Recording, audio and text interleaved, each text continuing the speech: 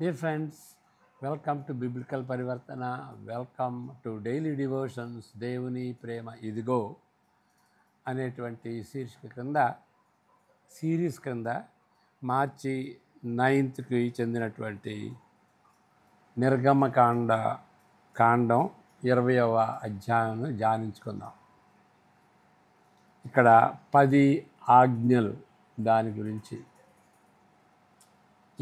ఈ దినాల్లో 10 ఆజ్ఞలు అంటే ఏంటో తెలియదు. ఆ దినాల్లో, పాశ్చాత్య దినాల్లో ప్రతి విద్యార్థి కూడాను 10 ఆజ్ఞల గురించి తెలుసు. ఈ 10 ఆజ్ఞలను దృష్టిలో పెట్టుకుని యేసుప్రభువుని నమ్మండి అని చెప్తారు. అంటే బేసిక్ బ్యాక్గ్రౌండ్ లేకుండా సువార్తను ప్రకటించి సువార్తని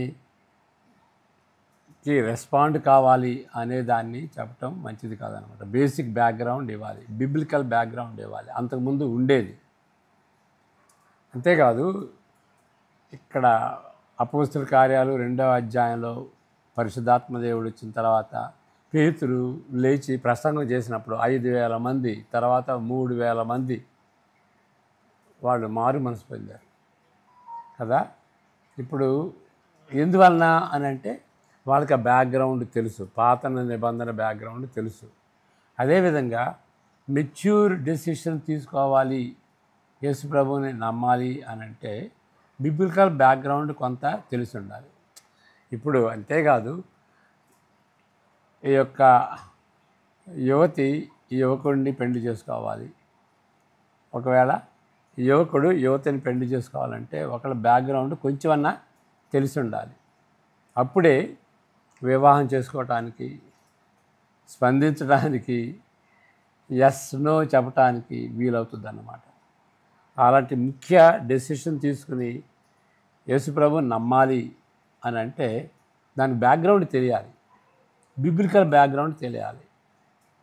ఈ దినాల్లో ఆ బ్యాక్గ్రౌండ్ లేదు కాబట్టి మనం ఆ ముందు బ్యాక్గ్రౌండ్ ఇవ్వాలన్నమాట. బైబిల్లో ఉన్నటువంటి బ్యాక్గ్రౌండ్ ఏంటి అని అంటే, క్లుప్తంగా చెప్పాలి అని అంటే బైబిల్లో 4 అంశాలు ఉన్నాయి. మొదటిది సృష్టి, రెండవది పతనం, మూడవది ఏంటి అని అంటే ఈ పతనం నుండి విమోచన లేకపోతే రక్షణ. 4వది నూతన సృష్టి, పరలోకాన్ని నూతన సృష్టి అనే విధంగా మనం చెప్పుకోవచ్చు అన్నమాట. ఈ విధంగా దేవుడు సర్వలోకాన్ని సృజించినటువంటి సృష్టికర్త. దేవుడు మనిషికి స్వతంత్రత ఇచ్చిన దాన్ని బట్టి, అంటే స్వతంత్రత అంటే దేవుని నమ్మొచ్చు, దేవునికి విధేయులుగా ఉండొచ్చు, ఉండకపోవచ్చు. అలాంటి స్వతంత్రత. అన్ఫార్చునేట్గా ఆదాము అవ్వలు దేవుని వ్యతిరేకించి, మాటను ఉల్లంఘించి, ఆయన నమ్మకుండా దానికి అవిధేయత చూపించారు. అదే పతనం. కానీ కృపగలిగినటువంటి దేవుడు ఈ అబ్రహామును బట్టి, అబ్రహాం ద్వారా ఆయన రక్షణ మార్గాన్ని, విమోచన మార్గాన్ని, ఆ ప్రణాళికను మొదలెట్టాడు. ఈ పతనం కానీ లేక ఈ రక్షణ ప్రణాళిక కానీ, విమోచన ప్రణాళిక కానీ ఎంతవరకు వెళ్తుంది అంటే బైబిల్లో చివరి నుండి 3వ అధ్యాయం వరకు, అంటే ప్రకటన గ్రంథం 20వ అధ్యాయం వరకు వెళ్తుంది అన్నమాట. చివరికి ఈ 2 అధ్యాయాల్లో ప్రకటన 21, 22లో ఇది నూతన సృష్టి. ఈ బ్యాక్గ్రౌండ్ తెలిసి ఉండాలి. ఈ బ్యాక్గ్రౌండే కాదు, ఇంకా కొంచెం కూడా తెలిసి ఉండాలి. ఏంటి అని అంటే, దేవుడు అబ్రహాం ద్వారా స్టార్ట్ చేసినటువంటి రక్షణ ప్రణాళిక, ఆ రక్షణ ప్రణాళికను బట్టి అబ్రహాము, తర్వాత ఇస్సాకు, తర్వాత యాకోబు జీవితం ఇశ్రాయేలుగా మారింది. ఇశ్రాయేలు దేశంగా మారారు. మరి పాత నిబంధన గ్రంథం, పాత నిబంధనలో ఉన్నటువంటి ఆ యొక్క నిబంధన, మోషే ద్వారా చేసుకున్నటువంటి నిబంధన, యూదులతో చేసుకున్నటువంటి నిబంధన, దేవుడు చేసుకున్నటువంటి నిబంధన, దానికి సంబంధించింది అనమాట. పాత నిబంధనలో అంతా ఉంటుంది. తర్వాత క్రొత్త నిబంధనలు వచ్చేటప్పటికి ఆ విమోచకుడు ఉంటాడు. యేసు రక్షకుడు, విమోచకుడు. ఆయన బెత్లెహేములో పుట్టి మరి నజరేతులో ఎదిగి యెరూషలేములో అవుట్స్కర్ట్స్లో ఈ కొండ మీద, కల్వరి కొండ మీద ఆయన చనిపోయాడు. మంచి శుక్రవారం దినాన్ని చనిపోయాడు. ఆయనకి మరి 33 సంవత్సరాలు, 30 AD అంటాం, చనిపోయాడు. మరి 3 రోజుల తర్వాత అంటే ఆదివారం దినాన ఆయన లేచాడు. ఇలాంటి ఈ బ్యాక్గ్రౌండ్ ఉండాలన్నమాట. అప్పుడు మనం సువార్తని చెప్పవచ్చు. కొంతమంది ఏమంటారు అంటే, unless there is the law to convict sin, there is no saviour. ధర్మశాస్త్రం ముందు రావాలి, అప్పుడే యేసు ప్రభువుని గురించినటువంటి దేవుని కృప, యేసు ప్రభులో వ్యక్తపరిచినటువంటి దేవుని కృప, అది దానికి అర్థం ఉంటుంది అన్నమాట. There should be law before there is grace అన్నట్లుగా. కాబట్టి నేను చెప్తుంది ఏంటి అంటే, బ్యాక్గ్రౌండ్ నాలెడ్జ్ ఇవ్వాలి.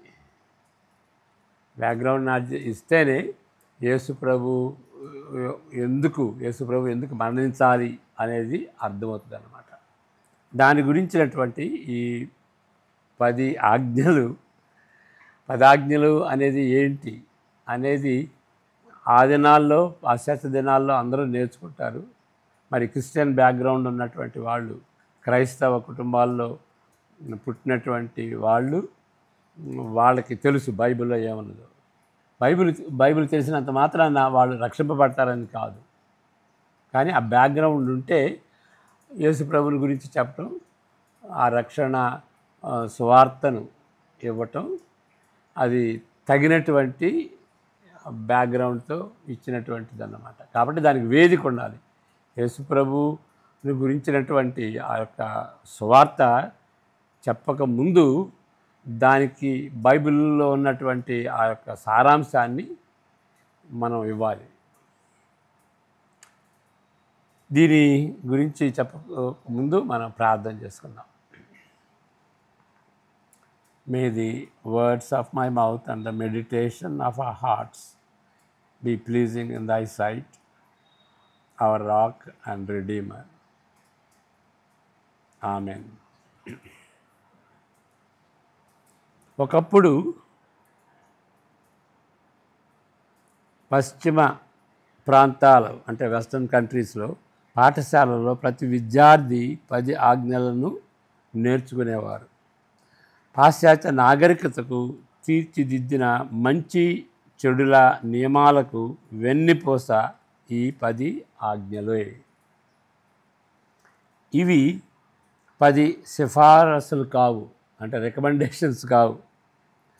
మర్యాదగా జీవించుటకు మంచి మాటలని కూడా మనం వాటిని తలంచకూడదు. దేవుడిచ్చిన మాటలని ఇక్కడ 20వ అధ్యాయం 1వ వచనంలో దేవుడు ఈ ఆజ్ఞలన్నీ వివరించి చెప్పాను అని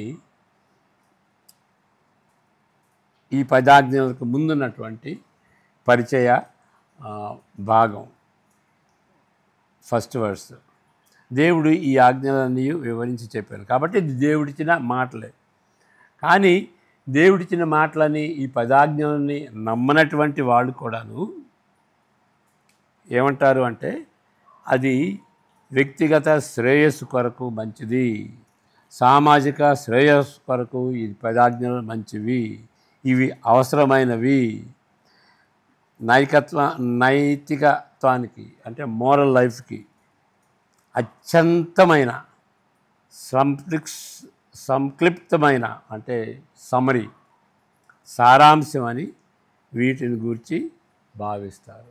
కాబట్టి ఈ 10 ఆజ్ఞలు అనేది అది ఎసెన్షియల్ అన్నమాట నైతిక జీవితానికి, వ్యక్తిగత జీవితానికి కానీ, కుటుంబ జీవితానికి కానీ, సామాజిక జీవితానికి కానీ, దేశ జీవితానికి కానీ ఇవి క్షేమకరమైనటువంటివి అని గ్రహించాలి. పాశ్చాత్య దేశాల్లో వీటి ప్రాధాన్యత వేగంగా సన్నపోతున్నది. ఎవరు చదువుతున్నారు బైబిల్ ఈ దినాల్లో? బైబిల్ని ప్రక్కన పెట్టేసేస్తున్నారు. కాబట్టి వెస్ట్రన్ కంట్రీస్లో ఒక విధంగా వెస్ట్రన్ కంట్రీస్లో పదాజ్ఞల గురించి ఉన్నటువంటి ఆ ఎడ్యుకేషను సన్నగిలిపోవటమే కాకుండా వాటితో పాటు పాశ్చాత్య దేశాలు కూడా సన్నగిలిపోయినాయి. అక్కడ నైతిక జీవితం సన్నగిలిపోయింది. క్రైస్తవ సంఘ సభ్యులు అనేకులు 3-4 ఆజ్ఞలు కూడా వల్లించలేని పరిస్థితి. ఆలోచన పరులైన క్రైస్తవులు వాటిని కంఠస్థం చేయకపోవట ఊహించరానిది. ఎవరినైనా అడిగితే 10 ఆజ్ఞలు చెప్పండి అని అంటే 10 ఆజ్ఞల్లో అక్కడక్కడ చెబుతూ ఉంటారు, వరుసగా కూడా చెప్పలేరు, 3-4 కూడా చెప్పలేరు అన్నమాట. అలాంటి పరిస్థితి చాలా చాలా దారుణమైనటువంటి పరిస్థితి. క్రైస్తవులకి, విశ్వాసులు, బైబిల్ చదువుకునేటువంటి వాళ్ళు కూడా వాళ్ళు కంఠస్థం చేయరు. అయినప్పటికీ మొట్టమొదటిగా ఇవి ఇవ్వబడిన సందర్భము ధ్యానించదగినంతగా ప్రాముఖ్యమైనది. ఆ సందర్భం, ఏ సందర్భంలో దేవుడు 10 ఆజ్ఞలు ఇచ్చాడు అనేదాన్ని మనం కొంచెం ఆలోచించాలి, దాన్ని ధ్యానించుకోవాలి. ఐగుప్తు నుండి నిర్గమమైన 3వ నెలలో వీటిని మోషే ద్వారా దేవుడు ఇశ్రాయేలీయులకు అనుగ్రహించి ఉన్నాడు. వాళ్ళు ఎర్ర సముద్రం దాటి అంటే ఐగుప్తు నుండి వచ్చినప్పుడు 3వ నెలలో ఈ యొక్క నిబంధన చేసుకున్నప్పుడు 10 ఆజ్ఞలు సీనాయి పర్వతం మీద, హోరేబు కొండ మీద ఇవ్వబడినాయి. హోరేబు కొండన్న సీనాయి పర్వతం అన్న ఒకటే. 4 విషయాలు ఇక్కడ గమనించాలి. 4 అబ్జర్వేషన్స్ అంటాం. మొదటిది ఏంటి అని అంటే, మోషే ద్వారా దేవుడు సీనాయి పర్వతం వద్ద దేవుడు ప్రకటించిన నిబంధనల్లో అన్నిటికంటే అతి ప్రాముఖ్యమైనది ఈ 10 ఆజ్ఞలు. దేవుడు చేసుకున్నటువంటి, ఇశ్రాయేలుతో చేసుకున్నటువంటి ఆ నిబంధనకు కేంద్రం ఈ యొక్క 10 ఆజ్ఞలు. 19:5 చదువుకున్నావా? నిర్గమకాండం 19:5 వాటి యొక్క ప్రాముఖ్యతను ఇప్పుడు 10 ఆజ్ఞలను 10 మాటలు అని అంటాం. నిర్గమకాండం 19:5 కాగా మీరు నా మాట శ్రద్ధగా విని, నా మాట అంటే ఈ చెప్పబోయేటువంటి 10 ఆజ్ఞల గురించి చెప్తున్నాడు. శ్రద్ధగా విని నా నిబంధనను అనుసరించి నడిచిన ఎడల మీరు సమస్త దేశ జనులలో నాకు స్వకీయ సంపాద్యమగుదురు. చూడండి, అంటే 10 ఆజ్ఞలు ఉన్నటువంటి ఆ యొక్క ఇంపార్టెన్స్ అక్కడ చెప్తున్నాడు. ఇవి లేకుండా ఆ నిబంధనకు అర్థము లేదు. 10 ఆజ్ఞలు లేకుండా ఆ నిబంధన, మనం పాత నిబంధన అంటాం, ఇశ్రాయేలుతో మోషే ద్వారా దేవుడు చేసినటువంటి నిబంధనకు ఆ 10 ఆజ్ఞలు లేకపోతే అర్థమే లేదు. నిబంధనలోని మిగిలిన షరతులలో ఈ 10 ఆజ్ఞలు పొందుకూర్చబడినవి. పొందుకూర్చబడినంటే బట్రేస్డ్ అంటాడు. అంటే దాని ఆ 10 ఆజ్ఞలకి చుట్టూ ఉండేటువంటి ఆ యొక్క ఆ ఆజ్ఞలు, ఆ నియమాలు దాన్ని ఎత్తి చూపిస్తున్నాయి. ఈ 10 ఆజ్ఞల్ని ఎత్తి చూపేటువంటి రీతిగా వాటిని పొందుగుర్చినట్టుగా గ్రహించాలి. ఈ ఆజ్ఞలు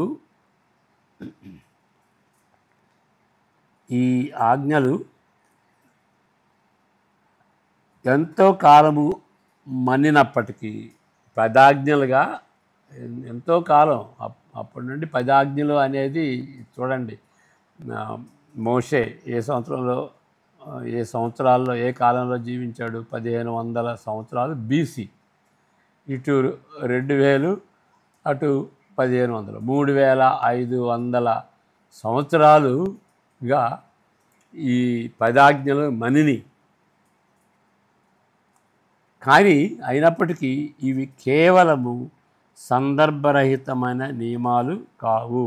అంటే ప్రిన్సిపల్స్ లాగా అబ్స్ట్రాక్ట్గా సందర్భం లేనటువంటిగా, అంటే సందర్భం లేనివంటే ఇక చిరకాలం ఒక సామెతలాగా సందర్భం లేనటువంటిది ఒక నియమాలుగా ఉండేది కాదు. ఎందుకంటే ఒక సందర్భంలో ఒక జనాంగానికి ఇచ్చినటువంటి నియమాలు.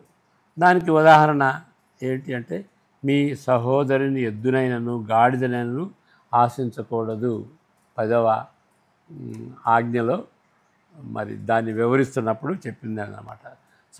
ఎద్దునైనను గాడిదనైనను ఆశించకూడదు. ఎద్దు గాడిదలు అవి వాళ్ళకు ఉండేటువంటి ఆస్తిపాస్తులు. ఇప్పుడు మనకుంటాయా? కాదు. అంటే ఆ సంస్కృతికి, ఆ కాలానికి, ఆ దేశానికి చెందినటువంటి ఆజ్ఞలు అని చెప్పాలన్నమాట. అంటే ఈ 10 ఆజ్ఞలు ఒక సందర్భంలో ఇవ్వబడినవి అని గమనించుకోవాలి. రెండవ విషయం, బానిసత్వం నుండి కాపాడిన సమాజం అని వారికి గుర్తు చేస్తూ ఆ 10 ఆజ్ఞలు పరిచయం చేయబడినవి. ఇక్కడ 22వ వచనంలో ఉంటుంది, నీ దేవుడైన యెహోవాను నేనే దాసుల గృహమైన ఐగుప్తు దేశంలో నుండి నిన్ను వెలుపలికి రప్పించితిని. అంటే అది ఇవ్వబోయే ముందు ఒక వేదికగా ఏ సందర్భంలో ఇచ్చినవే తెలియజేసేటటువంటి రీతిగా దేవుడు ఇశ్రాయేలుకి గుర్తు చేస్తున్నాడు అన్నమాట. నేనే దాసుల గృహమైన ఐగుప్తు దేశంలో నుండి వెలుపలికి రప్పించితిని అని చెప్తున్నాడు. కాబట్టి సృష్టిని బట్టి మాత్రమే వారు దేవుని ప్రజలు కాదు, అబ్రహాంతో చేసిన నిబంధనకు చెందినటువంటి ఆ గోత్రాలు, ఆ దేశం అదే మాత్రమే కాదు, అబ్రహాంతో చేసిన నిబంధనను బట్టే వాళ్ళు దేవునికి చెందినటువంటి వాళ్ళు కాదు. ఐగుప్తు నుండి దేవుడు వారిని రక్షించను కాబట్టి ఆయనకు చెందిన ప్రజలు. ఇక్కడ 3 కారణాలు ఇచ్చాడన్నమాట. సృష్టి ప్రకారం దేవునికి చెందినటువంటి ప్రజలు ఇశ్రాయేలీయులు, అబ్రహాంతో చేసుకున్న నిబంధన బట్టి దేవుని ప్రజలు, మరలా ఐగుప్తు నుండి వారిని రక్షించాడు కాబట్టి ఆయన సొత్తు అని ఇక్కడ నొక్కి చెప్పబడింది. మూడవ విషయం గ్రహించాల్సింది ఏంటంటే, అతి భయంకరమైన శక్తిని కనుపరుస్తూ దేవుడు ఆ 10 ఆజ్ఞలను అనుగ్రహించాడు. ఆ సీనాయి పర్వతం మీద దేవుడు ఆ 10 ఆజ్ఞలు ఇచ్చినప్పుడు అక్కడ అసలు భయంకరంగా, అద్భుతంగా ఎవరు ముట్టకూడదు ఆ యొక్క కొండని, ఆ పర్వతాన్ని, దానికి దూరంగా ఉండాలి, 3 దినాలు సిద్ధపడాలి. ఓకే, 19 నిర్గమకాండం 19:20లో ముఖ్యంగా దానికి ఏ విధంగా భయపడి 3 దినాలు సిద్ధపడి రావాలి అనేటువంటి రీతిగా అక్కడ వర్ణించబడింది. న్యూక్లియర్ ఉపద్రవాలకు పూర్వము ఊహించలేని భయాన్ని ప్రదర్శించేది ప్రకృతి యొక్క ప్రభావం. ఆ ప్రభావం చూయించాడు దేవుడు అక్కడ. ఇచ్చట తుఫాను, ఉపద్రవము, భూమి కంపించుట, ఉరుములు, మెరుపులు, సాంద్ర మేఘమును బట్టి ఆ సంఘటన గంభీరమైనదని తెలుపబడింది. ఇది చదువుకుందాం. 19వ అధ్యాయం 16 నుండి 19, 20, 18 ఈ రెండు వాక్య భాగాలు. 3వ నాడు ఉదయమైనప్పుడు ఆ పర్వతము మీద ఉరుములు, మెరుపులు, సాంద్ర మేఘము, బోర యొక్క మహాధ్వనియు కలుగగా పాళెములోని జనులందరూ వణికిరి. దేవునిని ఎదుర్కొనుటకు మోషే పాళెములో నుండి ప్రజలను అవతలకు రప్పింపగా వారు పర్వతము దిగువన నిలిచిరి. వాళ్ళు ఒక్కడే మోషే మాత్రం అక్కడే పర్వతం మీదకి ఎక్కి ఆ యొక్క 10 ఆజ్ఞలను పొందాడు. యెహోవా అగ్నితో సీనాయి పర్వతం మీదకి దిగి వచ్చినందున అదంతయు ధూమమయమై ఉండెను. దాని ధూమము కొలిమి ధూమ వలె లేచెను. పర్వతమంతయు మిక్కిలి కంపించెను. 19వ వచనం కూడా నెక్స్ట్ వచనం కూడా ఆ బోర ధ్వని అంతకంతకు బిగ్గరగా మ్రోగెను. మోషే మాటలాడుచుండగా దేవుడు కంఠస్వరము చేత అతనికి ఉత్తరం ఇచ్చుచుండెను. ఇంత దానిలో ఉన్నటువంటి గంభీరత అన్నమాట. అదే కాదు, ఆ గంభీరతే కాదు, ప్రజలలో భయభక్తులను నేర్పించినది. ఓకే, దీనివల్ల ఏంటి, ప్రజలు వణికిపోయారు. కొన్ని వచనాలు చదువుకుందాం. 20వ వచనం నుండి 19 చదువుకున్నాం కదా. 20వ వచనం, 20 అధ్యాయం 19 నుండి 29. నీవు మాతో మాటలాడుము, మేము విందుము. దేవుడు మాతో మాట్లాడిన ఎడల మేము సరిపోదుము. భయం కలిగింది వాళ్ళకి. అందుకు మోషే, భయపడకుడి, మిమ్ము పరీక్షించుటకు మీరు పాపము చేయకుండానట్లు, చూడండి, మీరు పాపము చేయకుండానట్లు ఆయన భయము మీకు కలుగుటకును దేవుడు వేయించేసనని ప్రజలతో చెప్పాను. 29 వరకు. ప్రజలు దూరంగా నిలిచిరి. మోషే దేవుడున్న ఆ గాఢాంధకారమునకు సమీపింపగా యెహోవా మోషేతో ఇట్లనెను, ఇశ్రాయేలులతో ఇలాగు చెప్పుము, నేను ఆకాశము నుండి మీతో మాటలాడితినని మీరు గ్రహించితిరి. మీరు నన్ను కొలుచుచు వెండి దేవతలను బంగారు దేవతలను చేసుకొనకూడదు. మంటి పీఠమును నా కొరకు చేసి దాని మీద నీ దహన బలులను, సమాధాన బలులను, నీ గొర్రెలను, నీ ఎద్దులను అర్పింపవలెను. నేను నా నామమును జ్ఞాపకార్థముగా నుంచు ప్రతి స్థలములోనూ నీ యొద్దకు వచ్చి నిన్ను ఆశీర్వదించదను. నీవు నాకు రాళ్లతో బలిపీఠమును చేయనప్పుడు మలిచిన రాళ్లతో దాన్ని కట్టకూడదు. దానికి నీ పనిముట్టు తగులనిచ్చిన ఎడల అది అపవిత్రమగును. మరియు నా బలిపీఠము మీద నీ దిగంబరత్వము కనబడక ఎండునట్లు మెట్ల మీదుగా దానిని ఎక్కకూడదు. దేవుడు ఈ ఆజ్ఞలన్నీ వివరించి చెప్పెను. యెహోవా, ఇక్కడ నోట్స్ చదువుకుందాం. 29 వరకు. యెహోవా ఎడల భయభక్తులు జ్ఞానమునకు మూలము అని మనం సామెతల దగ్గర నుండి మనం నేర్చుకున్నాం కదా. యెహోవా ఎడల భయభక్తులు కలుగుట న్యాయమునకు మూలము అంటే, ఇంకొక వ్యక్తి అంటాడు, the first principle of wisdom is to fear God. దేవునికి భయపడటం జ్ఞానానికి ప్రథమైనటువంటి సూత్రం అని అంటాడు. అదే కాదు, పాపము చేయకుండా అడ్డుపడుతుంది. 20వ వచనంలో మనం చదువుకున్నాం. దేవుని ఎడల భయభక్తులు కలిగి ఉండటం ఏంటి, దేవునికి వ్యతిరేకంగా పాపం చేయకుండా అడ్డుపడేదిగా ఉంటుంది. అంటే దేవుని ఎడల భయభక్తులు ఆయనకి వ్యతిరేకంగా పాపం చేయకుండా ఉంటుంది. వారిని రక్షించిన వాడు ఆయనేనని వారు గ్రహించవలనని దేవుడు ఆశించాడు. వాళ్ళు గ్రహించాలి, ఐగుప్తు నుండి రక్షించింది ఆయనే, ఈ 10 ఆజ్ఞలు ఇస్తుంది వాళ్ళని ఐగుప్తు నుండి రక్షించినటువంటి వాడు అని వాళ్ళు అవగాహన చేసుకోవాలి అని దేవుడు ఆశిస్తున్నాడు. దానితో పాటు ఆయన సాధువైన స్థానిక దేవుడు కాదని, ఆ గోత్రానికి తగిన ఆశీర్వాదాలు పంచిపెట్టే సాధువైన దేవుడు కాదని వారు తెలుసుకున్న వలనని దేవుడు ఆదేశించాడు. ఏదో లోకలైజ్ గాడ్ కాదు, భూమి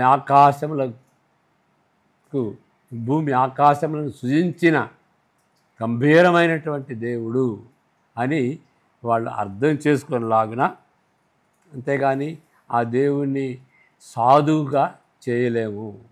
సాధు జంతువులు ఉంటాయి కదా, మన ఇంట్లో పెట్టుకుంటాం, మనం చెప్పినట్టు వింటాయి. ఆ విధంగా మనం చెప్పేటువంటి దేవుడు కాదు. ఆయన చెప్పినట్టుగా మనం వినాలి, కానీ మనం చెప్పినట్టుగా ఆయన వినేటువంటి అలాంటి దేవుడు కాదు.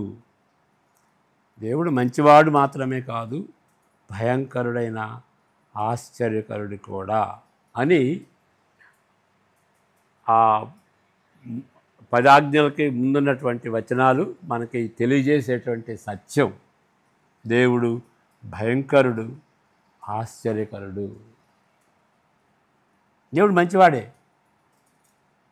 ఎప్పుడు మంచివాడు, ప్రేమ స్వరూపి, కృపామయుడు, సత్య సంపూర్ణుడు అని చెబుతాం. కానీ ఆయన భయంకరుడు, ఆయన ఆశ్చర్యకరుడు అని చెప్పి దేవుని అట్లా భయభక్తులు కలిగి ఉండాలి అని మనం ఈక్వల్గా ఎంఫసైజ్ చేయట్లేదు. దాన్ని ఏమంటారంటే ట్రాన్సెండెన్స్ ఆఫ్ గాడ్, మనం ఇమ్మినెన్స్ ఆఫ్ గాడ్. దేవుడు మనకు దగ్గరగా ఉండి తండ్రిలాగా ఉంటాడు, కృపామయుడు, మనం గోడు చెప్పుకోవచ్చు, గుడ్. దాంతోపాటు ఈక్వల్గా మనం ఎంఫసైజ్ చేయాలి అంటే దేవుడు సృష్టికర్త, ఆయన పరిశుద్ధుడు, నీతి న్యాయాలకు ఆలవాలుడు అనేటువంటి భయం, ఆయన ప్రభువు అని మనం ఆయనకు లోబడినట్టుగా ఉండేటట్లుగా ఆయన భయభక్తుల్ని పెంపొందించేటట్టుగా మనం చెప్పాలి. ఇక 4వ విషయం, దేవుడు అతి భయంకరుడు కాబట్టి మోషే మధ్యవర్తిత్వము కావాలని ప్రజలు ఉద్ఘాటించారు. అయ్యా, అలాంటి దేవునికి మేము తాడుకోలేము, కాబట్టి మోషే నువ్వు మాట్లాడయ్యా, ఆయన మాట్లాడొద్దు, మధ్యవర్తిగా నువ్వు ఉండు అని వాళ్ళు వేడుకున్నారు. ఇదంతయు మరొకరికి చిట్ట చివరి మధ్యవర్తిత్వానికి మార్గాన్ని సిద్ధపరుస్తున్నది. ద్వితీయోపదేశకాండంలో 18వ అధ్యాయం 15 నుండి 18 చూసేటట్లయితే, నాలాంటి ప్రవక్తను పంపిస్తాను, దేవుడు పంపిస్తాడు అని చెప్పాడు అని ద్వితీయోపదేశకాండం 18వ అధ్యాయం 15 నుండి 18. హోరేబులో ఆ సమాజమున నీవు నేను చావకుండునట్లు మళ్ళీ నా దేవుడైన యెహోవా స్వరము నాకు వినబడకుండునుగాక, ఈ గొప్ప అగ్ని నాకు ఇకను కనబడకుండునుగాక అని చెప్పితివి. ఆ సమయంన నీ దేవుడైన యెహోవాను నీవు అడిగిన వాటన్నిటి చొప్పున నీ దేవుడైన యెహోవా నీ మధ్యను నా వంటి ప్రవక్తను యెహోవా నీ మధ్యను నా వంటి ప్రవక్తను నీ సహోదరులలో నీ కొరకు పుట్టించును. మధ్యవర్తి అన్నమాట. ఆయన మాట నీవు వినవలెను. 17, 18 కూడా. మరియు యెహోవా నాతో ఇట్లనెను, వారు చెప్పిన మాట మంచిది, వారి సహోదరులలో నుండి నీ వంటి ప్రవక్తను వారి కొరకు పుట్టించదను, అతని నోట నా మాటలు నుంచుదును, నేను అతనికి ఆజ్ఞాపించుదునని యావత్తును అతడు వారితో చెప్పాను. ది ప్రాఫెట్ అంటారు. A prophet like me, the prophet like me. ఏదో ఒక ప్రవక్త కాదు, అందరి ప్రవక్తల లాంటి ఒక ప్రవక్త కాదు, ది ప్రాఫెట్, ప్రత్యేకమైనటువంటి ప్రాఫెట్, మోషేను పోలినటువంటి ప్రవక్త, నాలాంటి ప్రవక్త అని ఇక్కడ చెప్పబడింది అన్నమాట. ఆయన ఎవరు? యేసు ప్రభు. ఆ మధ్యవర్తిగా ఉన్నాడు, దేవునికి మనకి మధ్యవర్తిగా ఉండి ప్రజలు వినలేనటువంటి దానిని వినిపించాడు, ప్రజలు చూడలేనటువంటి దేవుణ్ణి యేసు ప్రభులో చూడగలిగారు. అలాంటి మధ్యత్వానికి ఈ మోషే మధ్యత్వం సిద్ధపరిచిందన్నమాట. ఈ విషయాలు మనం గ్రహించుకోవాలి. ప్రార్థన చేసుకుందాం. ప్రభువా, యేసు ప్రభు ద్వారా మీరు మాకు మధ్యవర్తిగా ఉండి మిమ్మల్ని తెలుసుకోవటానికి, తండ్రి అని పిలుచుకోవటానికి మీరు చేసినటువంటి మార్గాన్ని బట్టి వందనాలు. అయితే మీ యెడల భయభక్తులు కలిగి జీవించడానికి, పాపం లో పడకుండా మీకు వ్యతిరేకంగా పాపం చేయకుండా ఉండలాగున నిజమైనటువంటి భయభక్తి జీవితాన్ని మాకు అనుగ్రహించమని యేసు ప్రభు పేరట ప్రార్థిస్తుంటున్నాం తండ్రి. Amen. God bless you. See you tomorrow.